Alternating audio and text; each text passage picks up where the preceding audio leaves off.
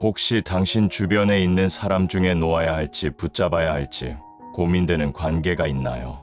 그 사람과 함께 있으면 왠지 마음이 무겁고 피곤해지는데 그래도 그리스도인이니까 참고 견뎌야 한다고 생각하며 버티고 계시지는 않나요? 많은 분들이 모든 관계를 무조건 유지해야 한다고 생각합니다. 용서하고 사랑하라는 성경 말씀 때문에 어떤 관계든 끝까지 붙잡고 있어야 한다고 여기십니다. 하지만 정말 그럴까요? 하나님께서는 정말 모든 관계를 지키라고만 하실까요? 오늘 밤 이 시간을 통해 당신은 놀라운 진실을 발견하게 될 것입니다. 하나님께서는 모든 관계를 지키라고 하지 않으십니다. 오히려 어떤 관계들은 끊어내기를 원하십니다. 당신의 영혼을 해치고 신앙을 흔들며 하나님과의 관계를 방해하는 관계들 말입니다. 성경을 자세히 살펴보면 하나님께서도 어떤 관계들은 정리하셨다는 것을 알 수 있습니다. 예수님께서도 모든 사람과 좋은 관계를 유지하지 않으셨습니다. 때로는 거리를 두시고 때로는 분명한 선을 그으셨습니다. 왜냐하면 진리는 때로 사람들을 갈라놓기 때문입니다. 빛과 어둠이 함께할 수 없듯이 의와 불의가 교제할 수 없듯이 말입니다. 오늘 밤 우리는 성경을 통해 하나님께서 끊게 하시는 인간관계의 4가지 특징에 대해 알아보겠습니다. 이 말씀을 통해 당신은 그동안 붙잡고 있었던 관계에 대한 명확한 답을 얻게 될 것입니다. 어떤 관계는 놓아야 하고 어떤 관계는 지켜야 하는지 하나님의 지혜를 발견하게 될 것입니다. 당신의 마음에 평안을 주고 올바른 결정을 내릴 수 있는 용기를 주는 이 귀한 시간이 되시기를 바랍니다. 하나님께서 끊게 하시는 인간관계의 4가지 특징. 이 말씀을 듣는 순간 당신의 마음에 떠오르는 사람이 있을 것입니다. 그동안 붙잡고 있었던 관계, 놓아야 할지 말아야 할지 고민했던 그 관계 말입니다. 많은 그리스도인들이 모든 관계를 무조건 유지해야 한다고 생각합니다. 용서하고 참고 견디는 것이 믿음이라고 여깁니다. 하지만 성경은 때로는 관계를 정리하는 것이 하나님의 뜻임을 분명히 보여줍니다. 전도서 3장 1절에서 범사의 기한이 있고 천하만사가 다 때가 있다고 말씀하십니다. 관계에도 시작할 때가 있고 마무리할 때가 있습니다. 하나님께서는 당신의 인생에서 어떤 관계는 끊어내시고 어떤 관계는 새롭게 연결해 주십니다. 이것이 하나님의 지혜이자 당신을 향한 사랑의 계획입니다. 그런데 왜 우리는 이토록 관계 정리를 어려워할까요? 그것은 우리가 사람을 더 두려워하기 때문입니다. 하나님보다 사람의 시선을 의식하고 하나님의 뜻보다 사람의 감정을 우선시하기 때문입니다. 잠언 29장 25절은 사람을 두려워하면 올무에 걸리게 되거니와 여호와를 의지하는 자는 안전하리라고 경고합니다. 하나님께서는 당신이 잘못된 관계의 올무에서 벗어나기를 원하십니다. 예수님께서도 이 땅에 계실 때 모든 사람과 좋은 관계를 유지하지 않으셨습니다. 마태복음 10장 34절에서 내가 세상에 화평을 주러 온 줄로 생각하지 말라 화평이 아니요 검을 주러 왔노라고 말씀하셨습니다. 이는 복음이 때로는 관계의 선을 긋게 만든다는 뜻입니다. 진리는 사람들을 갈라놓기도 합니다. 빛과 어둠이 함께할 수 없듯이 의와 불의가 교제할 수 없듯이 말입니다. 고린도후서 6장 14절에서 믿지 않는 자와 멍에를 함께 매지 말라고 하신 이유가 바로 이것입니다. 하나님께서는 당신이 영적으로 성장하고 그분의 뜻대로 살아가기를 원하십니다. 그런데 어떤 관계들은 당신을 하나님께로부터 멀어지게 만듭니다. 당신의 신앙을 흔들고 당신의 영혼을 병들게 만듭니다. 하나님께서는 이런 관계들을 보고 계십니다. 그리고 때가 되면 그 관계를 끊어내십니다. 마치 포도나무 농부가 열매 맺지 못하는 가지를 쳐내듯이 말입니다. 요한복음 15장 2절에서 내가 참 포도나무요 내 아버지는 농부라 물은 내게 붙어 있어 열매를 맺지 아니하는 가지는 아버지께서 그것을 제거하시고라고 말씀하십니다. 하나님께서는 당신의 인생에서 열매를 맺지 못하게 하는 관계들을 제거하십니다. 이것이 사랑이요, 지혜입니다. 당신이 더 건강한 관계 속에서 더 풍성한 열매를 맺도록 하시는 것입니다. 그렇다면 하나님께서 끊게 하시는 관계는 어떤 특징이 있을까요? 어떻게 분별할 수 있을까요? 오늘 밤 이 시간을 통해 하나님께서 당신에게 주시는 지혜를 받으시기 바랍니다. 이 말씀이 당신의 마음에 평안을 주고 올바른 결정을 내릴 수 있는 용기를 주기를 기도합니다. 첫 번째로 하나님께서 끊게 하시는 관계는 당신의 신앙을 흔들고 하나님으로부터 멀어지게 만드는 관계입니다. 이런 사람들은 겉으로는 친근하게 다가오지만 결국 당신의 마음에 의심의 씨앗을 뿌립니다. 하나님의 말씀을 의심하게 하고 기도 생활을 방해하며 교회 생활을 소홀히 하게 만듭니다. 창세기 3장에서 뱀이 하와에게 접근했던 방식을 기억하십시오. 하나님이 참으로 너희더러 동산 모든 나무의 열매를 먹지 말라 하시더냐라고 물으며 하나님의 말씀에 대한 의심을 심었습니다. 오늘날에도 이런 사람들이 있습니다. 당신의 신앙을 조롱하고 하나님의 존재를 의심하게 만들며 세상의 쾌락이 더 중요하다고 속삭입니다. 이들과의 관계를 지속하면 당신의 영혼이 점점 메말라갑니다. 시편 1편 1절에서 복 있는 사람은 악인들의 꾀를 따르지 아니하며 죄인들의 길에 서지 아니하며 오만한 자들의 자리에 앉지 아니하고라고 말씀합니다. 하나님께서는 당신이 이런 자리에서 일어나기를 원하십니다. 악한 영향력으로부터 당신을 보호하고 싶어 하십니다. 때로는 가족이나 오랜 친구일 수도 있습니다. 그래서 더욱 끊기 어렵습니다. 하지만 예수님께서 마태복음 10장 37절에서 아버지나 어머니를 나보다 더 사랑하는 자는 내게 합당하지 아니하고 아들이나 딸을 나보다 더 사랑하는 자도 내게 합당하지 아니하며라고 말씀하신 이유가 여기에 있습니다. 하나님과의 관계가 모든 인간관계보다 우선되어야 합니다. 당신의 신앙을 흔드는 사람과의 관계를 유지하느라 하나님과의 관계가 멀어진다면 그것은 우선순위가 잘못된 것입니다. 하나님께서는 이런 상황을 허락하지 않으십니다. 반드시 선택의 순간을 주십니다. 그때 당신은 용기 있게 하나님을 택해야 합니다. 두 번째로 하나님께서 끊게 하시는 관계는 당신을 지속적으로 상처 주고 정죄하며 수치심을 느끼게 만드는 관계입니다. 이런 사람들은 당신의 약점을 찾아내어 그것으로 당신을 괴롭힙니다. 과거의 실수를 들춰내며 당신을 정죄하고 당신이 하나님의 사랑받는 자녀임을 잊게 만듭니다. 하나님께서는 이런 관계를 기뻐하지 않으십니다. 로마서 8장 1절에서 그러므로 이제 그리스도 예수 안에 있는 자에게는 결코 정죄함이 없나니라고 선언하셨습니다. 하나님께서 정죄하지 않으시는데 사람이 무슨 권리로 당신을 정죄합니까? 예수님께서는 요한복음 8장에서 가늠하다 현장에서 잡힌 여인을 용서하시며 나도 너를 정죄하지 아니하노니 가서 다시는 죄를 범하지 말라고 말씀하셨습니다. 이것이 하나님의 마음입니다. 과거를 들춰내어 정죄하는 것이 아니라 새로운 시작을 주시는 것입니다.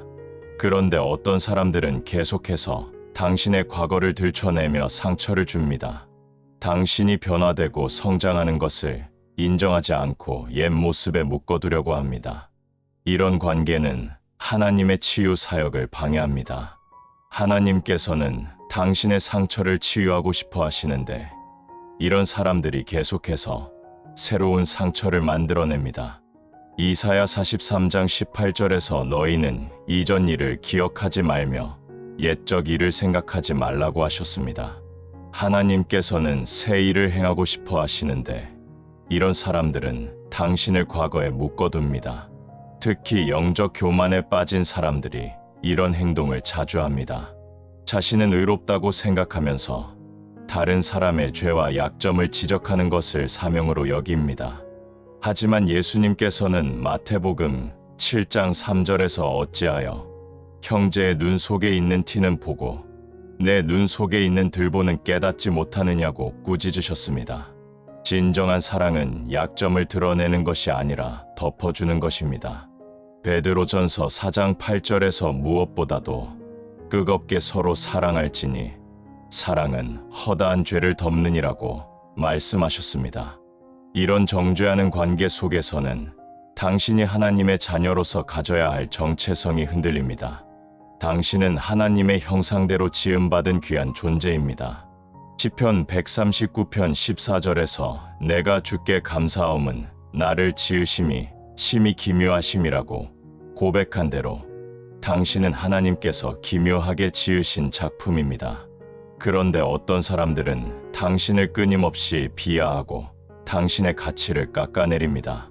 당신이 할 수 없다고 말하고 당신의 꿈을 비웃으며 당신의 가능성을 부정합니다.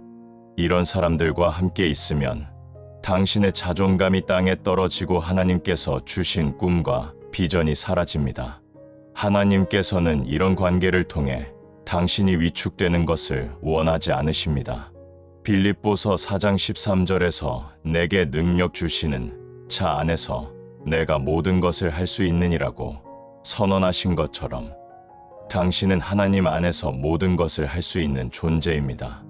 하나님께서는 당신이 이 정체성을 회복하기를 원하십니다.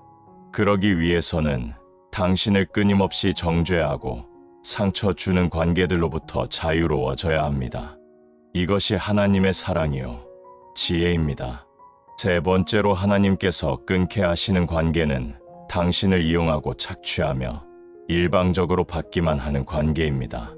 이런 사람들은 당신이 베푸는 사랑과 선의를 당연하게 여기고 자신들의 필요를 위해서만 당신에게 다가옵니다.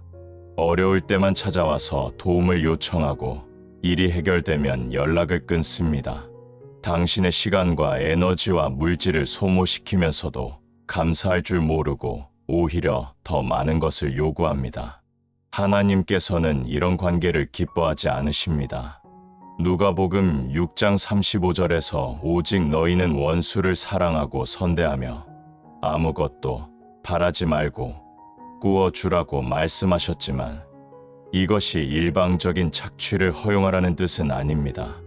예수님께서도 당신을 십자가에 못 박으려는 자들에게 진주를 던지지 않으셨고 마태복음 7장 6절에서 거룩한 것을 개에게 주지 말며 너희 진주를 돼지 앞에 던지지 말라고 경고하셨습니다. 하나님의 사랑에는 지혜가 함께 있습니다. 무분별한 베풀문 사랑이 아니라 어리석음입니다. 하나님께서는 당신이 지혜롭게 사랑하기를 원하십니다. 잠언 27장 14절에서 이른 아침에 큰 소리로 그의 이웃을 축복하면 도리어 저주같이 여기게 되리라고 말씀하신 것처럼 때와 방법을 모르는 베풀문 오히려 해가 될 수 있습니다. 이런 일방적인 관계에서는 당신만 주고 상대방은 받기만 합니다. 당신이 힘들 때는 도와주지 않으면서 자신들이 어려울 때만 당신을 찾습니다. 이런 관계는 건강하지 않습니다.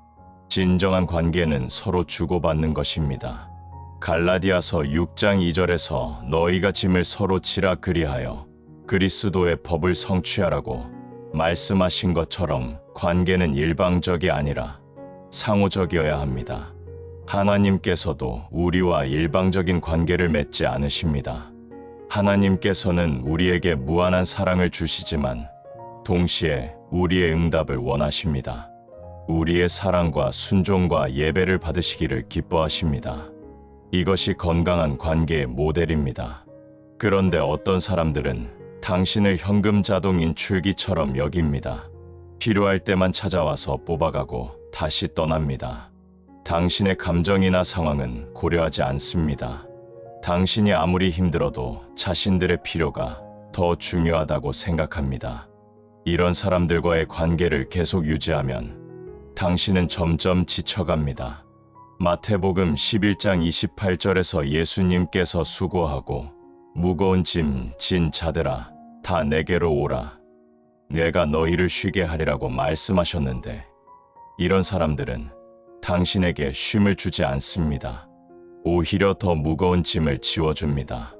하나님께서는 당신이 이런 착취적인 관계에서 벗어나기를 원하십니다. 때로는 가족 구성원이 이런 역할을 할 수도 있습니다. 성인이 된 자녀가 부모에게 계속 의존하면서 책임지지 않거나 형제 자매가 한 사람에게만 모든 부담을 지우는 경우가 있습니다. 하나님께서는 각 사람이 자신의 몫을 감당하기를 원하십니다. 갈라디아서 6장 5절에서 각각 자기의 짐을 질 것이니라고 말씀하신 이유가 여기에 있습니다. 서로 도우되 각자의 책임은 각자가 져야 합니다. 이런 착취적인 관계를 끊는 것이 때로는 상대방을 위한 사랑일 수도 있습니다. 계속해서 의존할 수 있게 해주는 것은 그들의 성장을 막는 일입니다. 하나님께서도 때로는 우리를 어려운 상황에 두셔서 우리가 스스로 서는 법을 배우게 하십니다. 광야에서 이스라엘 백성들이 스스로 만나를 거두어야 했던 것처럼 각자가 해야 할 일이 있습니다. 당신이 모든 것을 대신해주면 그들은 영원히 유아 상태에 머물게 됩니다. 네 번째로 하나님께서 끊게 하시는 관계는 당신의 성장과 발전을 방해하고 과거에 묶어두려는 관계입니다. 이런 사람들은 당신이 변화하고 성장하는 것을 좋아하지 않습니다. 당신이 새로운 것을 시도하려고 하면 반대하고 당신이 꿈을 품으면 현실을 들이밀며 포기하게 만듭니다. 그들은 당신이 지금 그대로 머물러 있기를 원합니다. 왜냐하면 당신이 성장하면 자신들이 상대적으로 뒤처져 보이기 때문입니다. 하나님께서는 당신이 계속 성장하기를 원하십니다. 베드로후서 3장 18절에서 오직 우리 주 곧 구주 예수 그리스도의 은혜와 그를 아는 지식에서 자라가라고 명령하셨습니다.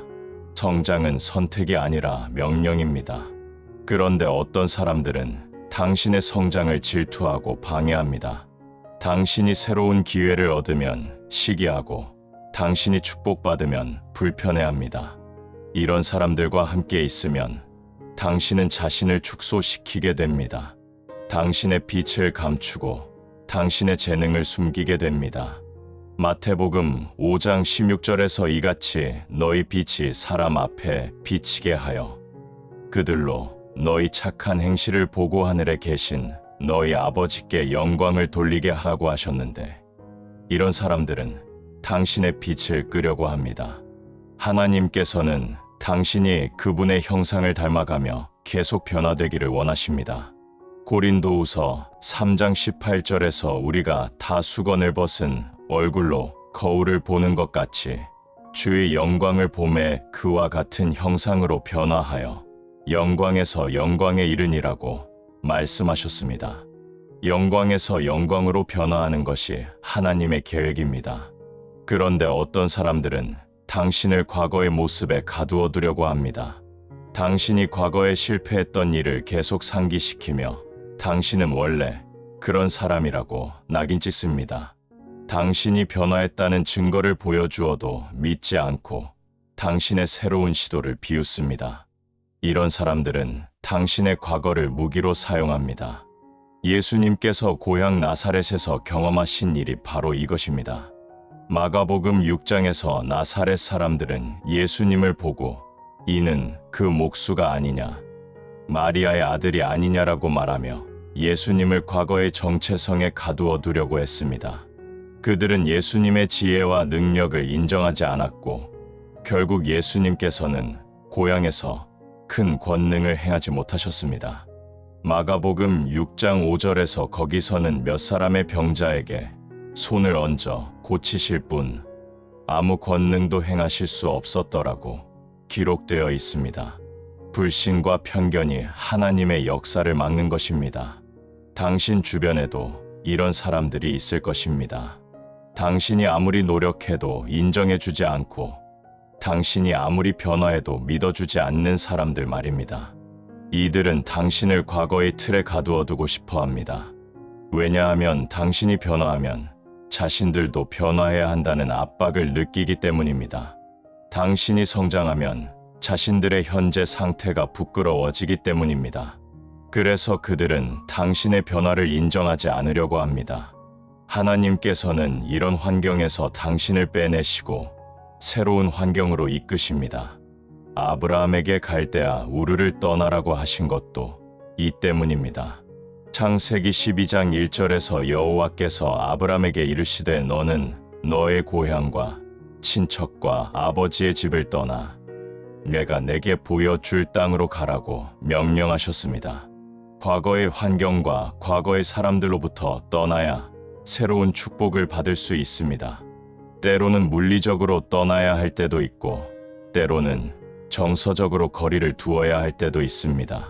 중요한 것은 하나님께서 주시는 새로운 기회를 붙잡는 것입니다. 당신을 과거에 묶어두려는 사람들의 목소리에 귀 기울이지 마십시오. 하나님께서는 당신에게 새 일을 행하고 싶어 하십니다. 이사야 43장 19절에서 보라, 내가 새 일을 행하리니 이제 나타낼 것이라 너희가 그것을 알지 못하겠느냐라고 말씀하셨습니다. 하나님의 새 일을 경험하려면 과거의 틀에서 벗어나야 합니다.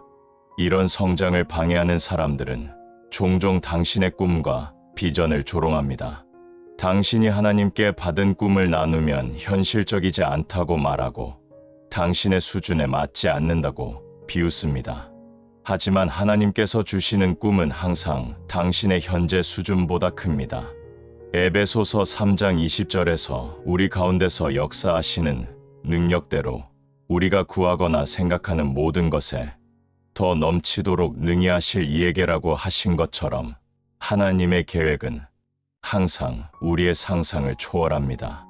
요셉이 형들에게 꿈을 이야기했을 때도 그들은 조롱했습니다. 창세기 37장에서 형들이 요셉을 보고 꿈꾸는 자가 오는도다라고 비웃었지만 결국 그 꿈은 이루어졌습니다. 하나님께서 주신 꿈은 반드시 이루어집니다. 사람들의 조롱과 비웃음이 하나님의 계획을 막을 수는 없습니다. 오히려 그런 반대가 있을 때 당신은 하나님께 더 가까이 나아가야 합니다. 시편 23편 5절에서 주께서 내 원수의 목전에서 내게 상을 차려 주시고라고 하신 것처럼 하나님께서는 당신을 반대하는 자들이 보는 앞에서 당신을 축복하실 것입니다. 또한 이런 사람들은 당신이 새로운 사람들과 관계를 맺는 것을 방해합니다. 당신이 더 좋은 환경의 사람들과 교제하려고 하면 거기는 당신이 갈 곳이 아니라고 말하고 당신이 새로운 기회를 추구하면 분수를 모른다고 비난합니다. 하지만 하나님께서는 당신이 더 좋은 환경으로 나아가기를 원하십니다.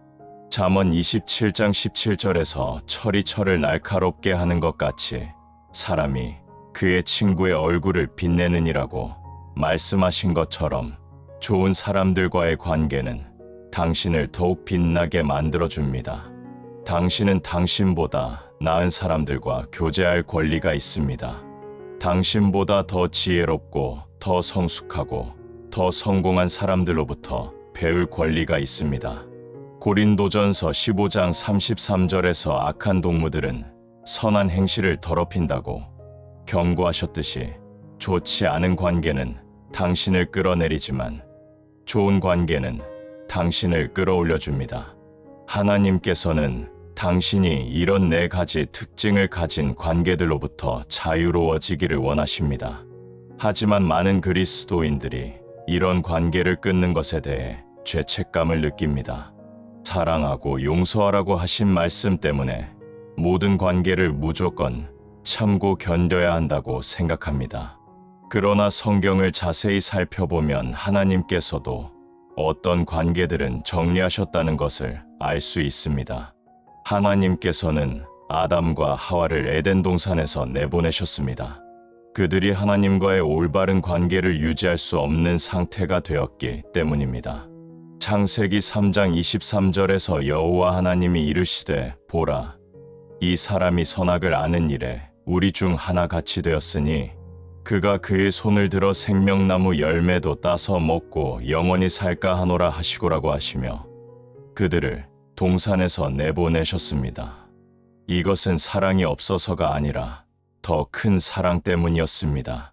잘못된 상태에서 영원히 살게 하는 것보다 회복의 길을 열어주시는 것이 더 큰 사랑입니다. 예수님께서도 모든 사람과 좋은 관계를 유지하지 않으셨습니다. 마태복음 23장에서 바리새인들과 서기관들을 향해 화 있을진저라고 8번이나 선언하시며 그들과의 관계를 분명히 정리하셨습니다. 요한복음 2장에서는 성전에서 장사하는 자들을 내쫓으시며 물리적으로도 거리를 두셨습니다. 이는 예수님께서 냉혹하셔서가 아니라 하나님의 거룩함과 진리를 지키기 위함이었습니다.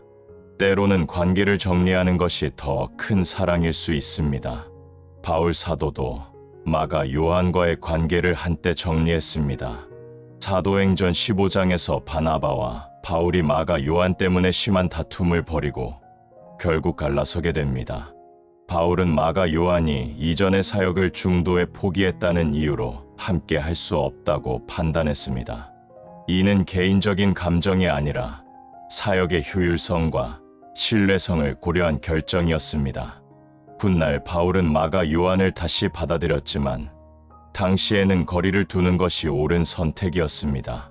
이처럼 관계에는 때가 있습니다. 전도서 3장에서 말씀하신 것처럼 가까이 할 때가 있고 멀리 할 때가 있습니다. 껴안을 때가 있고 떨어져 있을 때가 있습니다. 지혜로운 사람은 이 때를 분별할 줄 압니다. 하나님께서는 당신이 이런 분별력을 갖기를 원하십니다. 잠언 27장 14절에서 이른 아침에 큰 소리로 그의 이웃을 축복하면 도리어 저주같이 여기게 되리라고 하신 것처럼 때를 모르는 관계는 오히려 해가 됩니다. 어떤 관계들은 계절이 있습니다. 봄에 피었다가 겨울에 지는 꽃처럼 어떤 관계들은 한때는 아름다웠지만 이제는 끝나야 할 때가 온 것입니다. 이것을 인정하는 것이 성숙함입니다. 억지로 시든 꽃을 붙잡고 있으면 새로운 꽃이 필 수 없습니다. 하나님께서는 당신의 인생에 새로운 관계들을 예비해 두셨습니다. 하지만 옛 관계들을 놓지 않으면 새로운 관계들이 들어올 자리가 없습니다. 누가복음 5장에서 새 포도주는 새 부대에 넣어야 한다고 하신 것처럼 새로운 은혜는 새로운 그릇이 필요합니다. 당신이 옛 관계의 상처와 짐들을 계속 붙잡고 있으면 하나님께서 주시려는 새로운 축복을 받을 수 없습니다. 관계를 정리한다는 것이 미워하거나 원망한다는 뜻은 아닙니다. 로마서 12장 18절에서 할 수 있거든 너희로서는 모든 사람과 더불어 화목하라고 하셨지만 여기서 중요한 것은 할 수 있거든이라는 조건입니다. 모든 관계에서 화목이 가능한 것은 아닙니다. 상대방이 화목을 원하지 않거나 계속해서 해를 끼친다면 거리를 두는 것이 지혜입니다.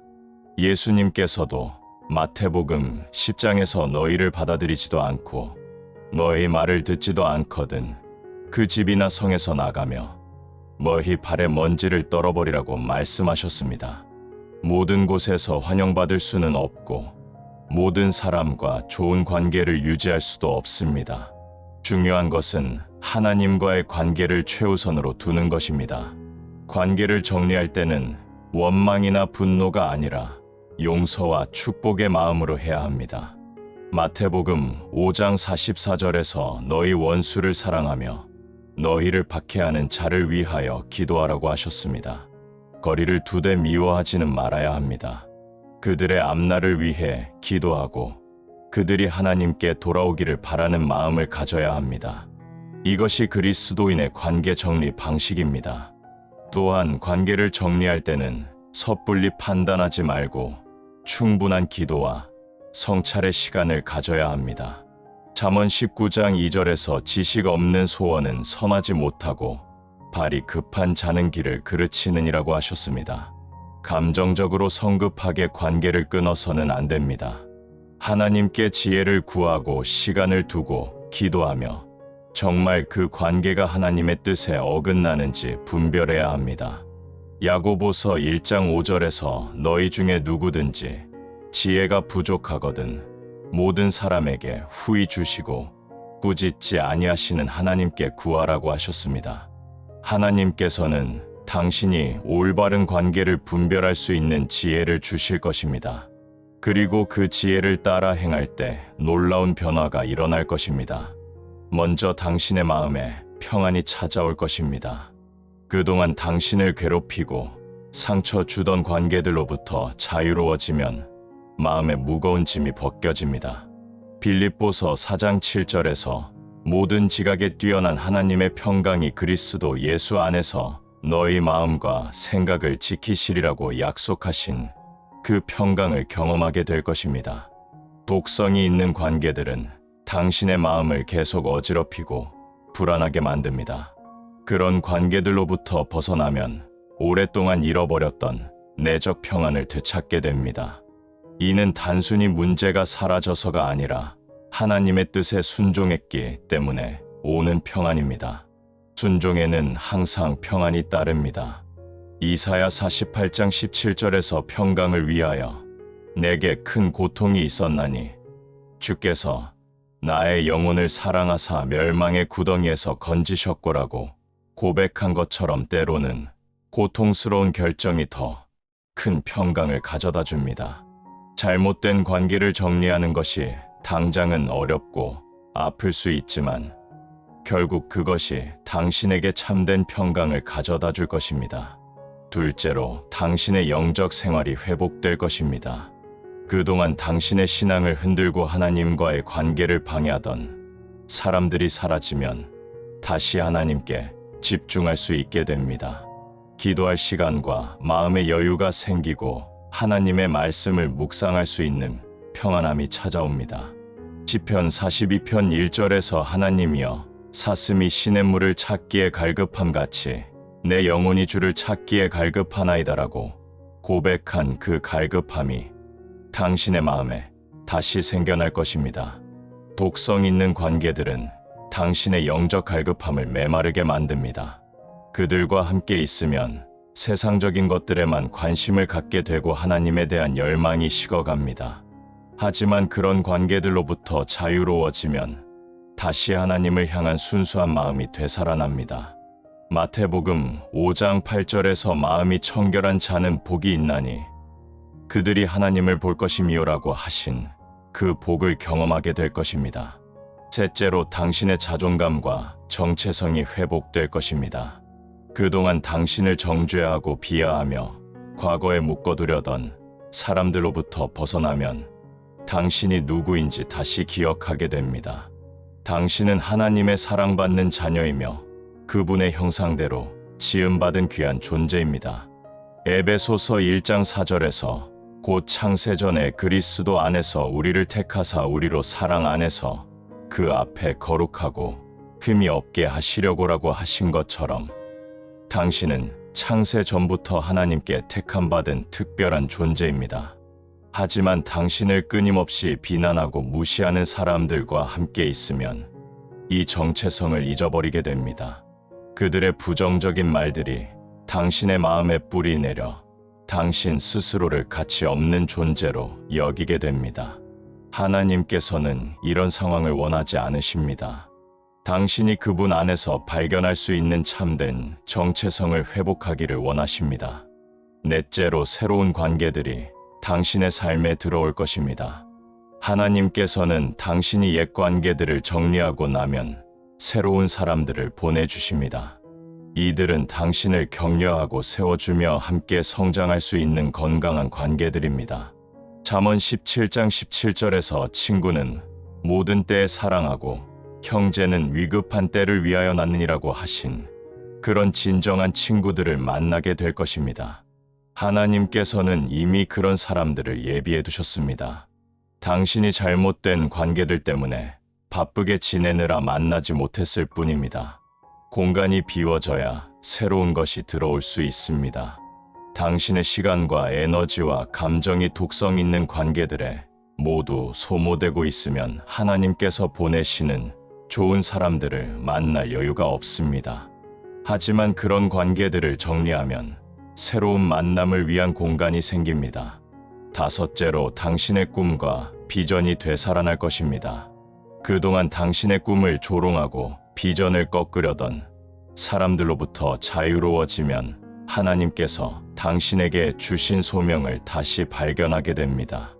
예레미야 29장 11절에서 여호와의 말씀이니라. 너희를 향한 나의 생각을 내가 아나니 평안이요 재앙이 아니니라. 너희에게 미래와 희망을 주는 것이니라고 하신 그 미래와 희망을 다시 바라보게 될 것입니다. 당신을 끌어내리려는 사람들은 항상 당신의 꿈이 불가능하다고 말합니다. 당신의 수준에 맞지 않는다고 비웃고 현실을 직시하라고 압박합니다. 하지만 하나님의 꿈은 항상 인간의 상식을 초월합니다. 아브라함이 100세의 아들을 낳는 것도 사라가 90세의 아이를 낳는 것도 인간적으로는 불가능한 일이었습니다. 하지만 하나님께는 능치 못할 일이 없습니다. 누가복음 1장 37절에서 대저 하나님의 모든 말씀은 능하지 못하심이 없느니라고 선언하셨습니다. 당신을 방해하는 사람들의 목소리가 사라지면 하나님의 음성을 더 선명하게 들을 수 있게 됩니다. 그리고 그 음성을 따라 새로운 꿈을 향해 나아갈 수 있게 됩니다. 그렇다면 실제로 이런 관계들을 어떻게 정리해야 할까요? 하나님의 지혜를 따라 건강한 방식으로 관계를 마무리하는 방법들이 있습니다. 가장 먼저 해야 할 일은 하나님께 그 관계에 대한 명확한 인도하심을 구하는 것입니다. 당신의 감정이나 상황만 보고 성급하게 판단해서는 안 됩니다. 잠언 3장 5절에서 너는 마음을 다하여 여호와를 신뢰하고 내 명철을 의지하지 말라고 하신 것처럼 하나님의 지혜를 구해야 합니다. 깊은 기도 시간을 갖고 그 관계가 정말 하나님의 뜻에 어긋나는지 하나님께서 끊으라고 하시는 것인지 분별해야 합니다. 때로는 당신이 힘들어하는 관계도 하나님께서 당신을 연단시키기 위해 허락하신 것일 수 있습니다. 야고보서 1장 2절에서 내 형제들아 너희가 여러 가지 시험을 당하거든 온전히 기쁘게 여기라고 하신 것처럼 어려운 관계를 통해 하나님께서 당신을 성장시키고 계실 수도 있습니다. 하지만 그 관계가 지속적으로 당신의 신앙을 해치고 하나님과의 관계를 방해한다면 그것은 하나님의 뜻이 아닙니다. 하나님께서는 당신이 그분과 더 가까워지기를 원하시지 멀어지기를 원하지 않으시기 때문입니다. 기도를 통해 하나님의 뜻을 확신하게 되면 그 다음에는 점진적으로 거리를 두기 시작해야 합니다. 갑작스럽게 관계를 끊어버리는 것보다는 천천히 접촉을 줄여나가는 것이 지혜롭습니다. 전도서 3장에서 말씀하신 것처럼 모든 일에는 때가 있고 과정이 있습니다. 당신을 해치는 관계라 할지라도 갑작스럽게 단절하면 더 큰 상처나 갈등이 생길 수 있습니다. 예수님께서도 유다가 자신을 배신할 것을 아시면서도 끝까지 기회를 주셨고 사랑으로 대하셨습니다. 요한복음 13장에서 예수님께서 유다의 발까지 씻어주신 것은 마지막까지 회개의 기회를 주신 것입니다. 당신도 그 사람이 변화할 가능성을 완전히 차단하지 말고 거리를 두되 미워하지는 말아야 합니다. 물리적인 거리두기와 함께 정서적인 경계선도 설정해야 합니다. 그들의 부정적인 말이나 행동이 당신에게 영향을 미치지 않도록 마음의 방어막을 세워야 합니다. 에베소서 6장 11절에서 마귀의 관계를 능히 대적하기 위하여 하나님의 전신갑주를 입으라고 하신 것처럼 영적인 보호 장비를 갖춰야 합니다. 그들이 당신을 비난하거나 정죄할 때 그것을 개인적으로 받아들이지 말고 하나님께서 당신을 어떻게 보시는지에 집중해야 합니다.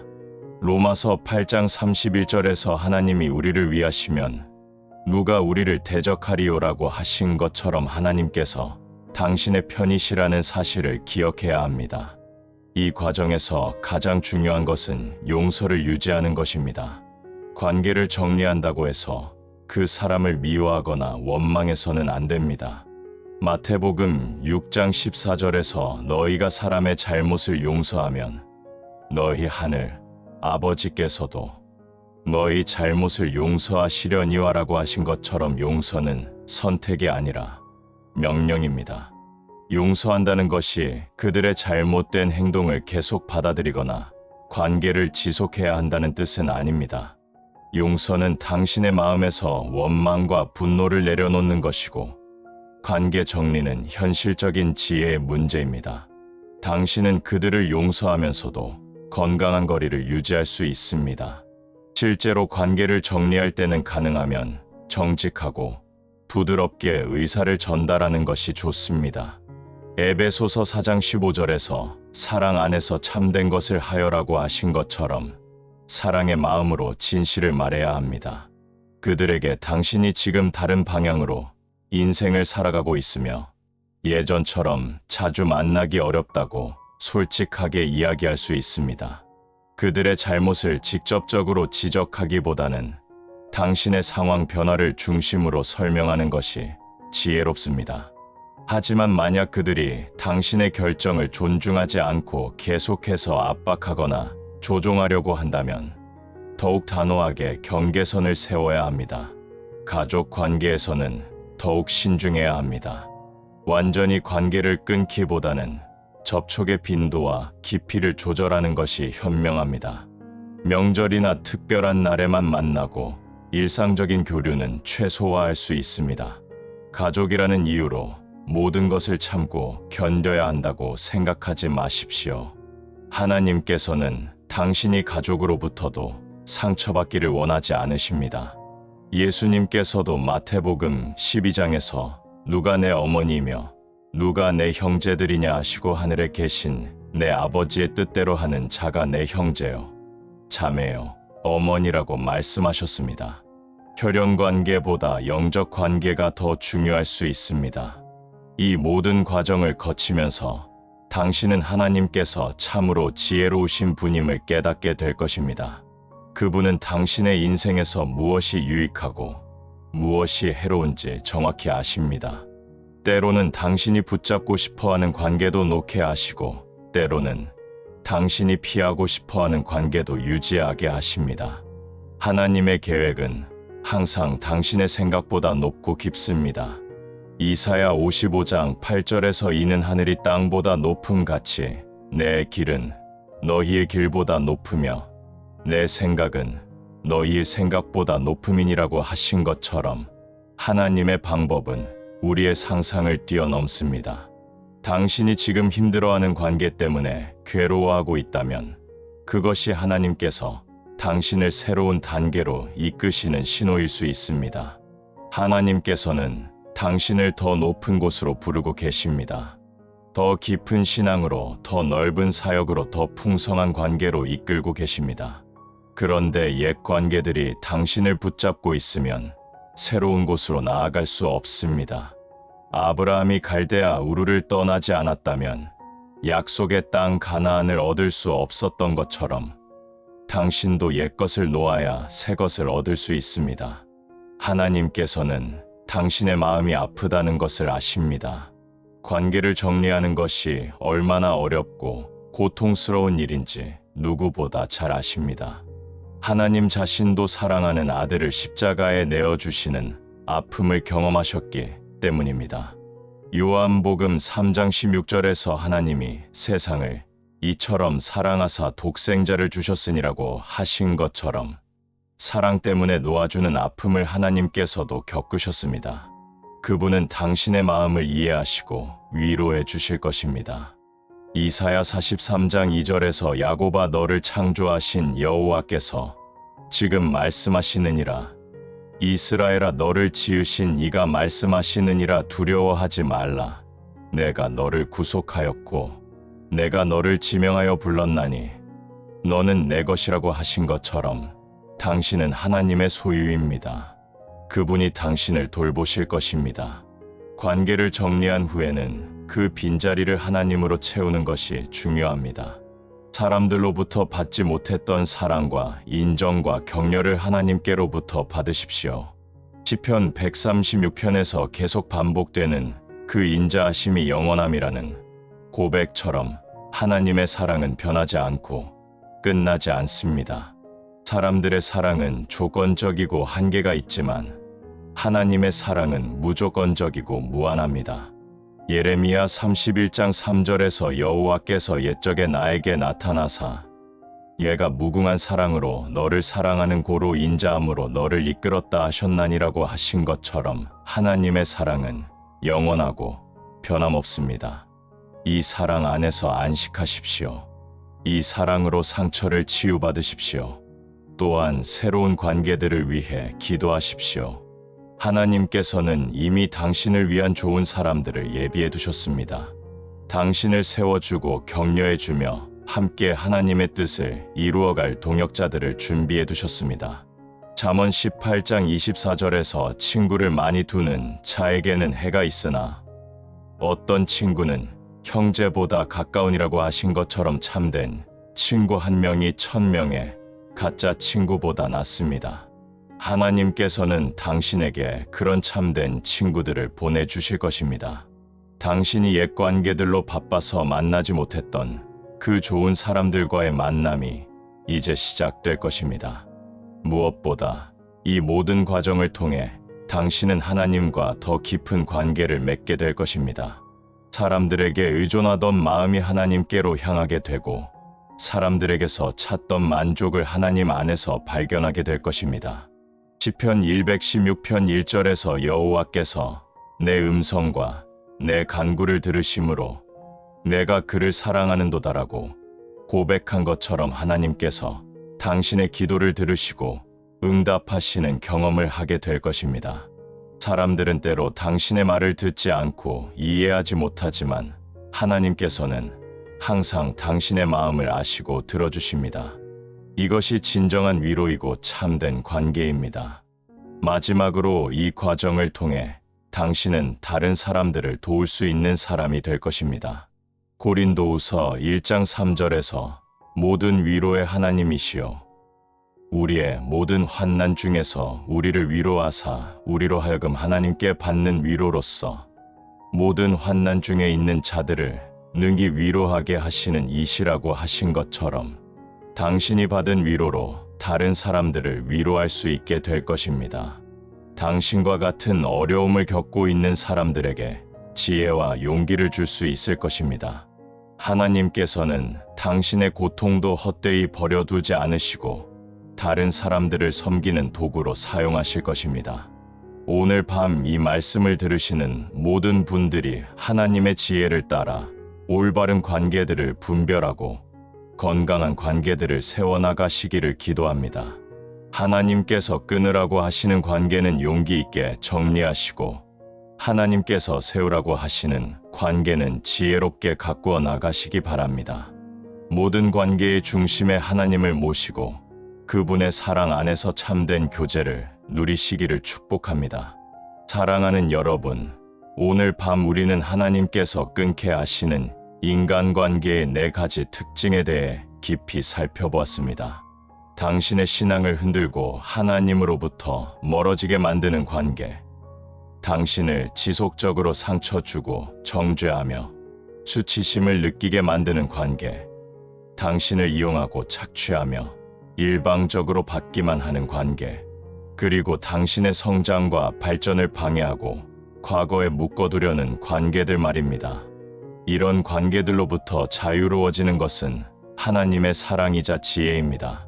하나님께서는 당신이 더 건강한 관계 속에서 더 풍성한 열매를 맺기를 원하십니다. 관계를 정리한다는 것이 미워하거나 원망한다는 뜻이 아님도 배웠습니다. 용서의 마음으로 축복하되 지혜롭게 거리를 두는 것. 이것이 성경적인 관계 정리의 방법입니다.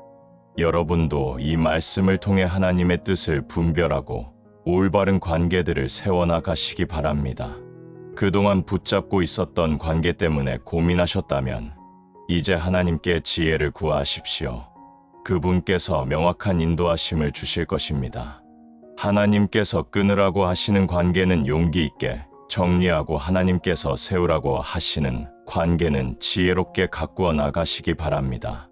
모든 관계의 중심에 하나님을 모시고 그분의 사랑 안에서 참된 교제를 누리십시오.